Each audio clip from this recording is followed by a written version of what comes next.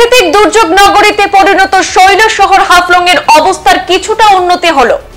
বিরাম নিয়েছে মুষলধারে বৃষ্টি, দেখা মিলেছে রোদেরও। ক্রমেই স্বাভাবিক পরিস্থিতিতে ফিরছে শৈল শহর হাফলং। বৃষ্টি উঠে যাওয়ার পাশাপাশি আজ সকাল থেকে রোদের দেখা মেলায় স্বস্তি ফিরছে জনমনে। গত কয়েকদিনে প্রাকৃতিক দুর্যোগে শৈল শহর হাফলং এর অবস্থা একেবারে বিপর্যস্ত হয়ে পড়েছিল। সেখানকার রেলপথ এবং সড়ক পথে যোগাযোগ প্রায় বিচ্ছিন্ন হয়ে পড়েছিল। এবার বিরাম নিয়েছে মুষলধারা বৃষ্টি, আজ দেখা মিলেছে রোদেরও। ক্রমে স্বাভাবিক পরিস্থিতিতে ফিরছে শৈল শহর হাফলং।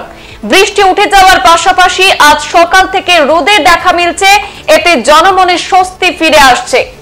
সামগ্রিক আবহাওয়ার উন্নতি পরিলক্ষিত হয়, আজ থেকে যানবাহন চলাচল স্বাভাবিক হচ্ছে হাফলং এ।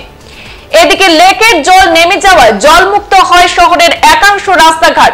তথ্যমতে পাহাড় লাইনে স্বাভাবিক রয়েছে রেল চলাচল।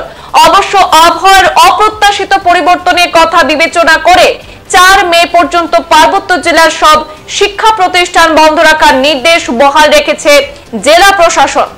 উল্লেখ্য, গত কয়েকদিন ধরে অবিরাম বর্ষণের জেরে পার্বত্য জেলার বিশেষ করে রেল চলাচল বিঘ্নিত হয়েছে। সড়ক পথেও বিভিন্ন জায়গায় পাহাড় ধসে পড়ে বিচ্ছিন্ন হয়ে গিয়েছিল সড়ক পথে যোগাযোগ।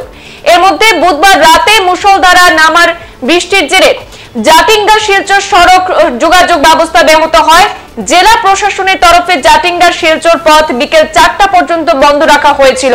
তবে স্বাভাবিক রয়েছে জাটিঙ্গা লামডিং সড়ক যোগাযোগ।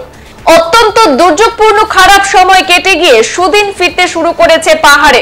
আজ রোদের দেখা পাওয়াতে সেখানে স্বস্তির নিঃশ্বাস ফেলছেন জনগণ।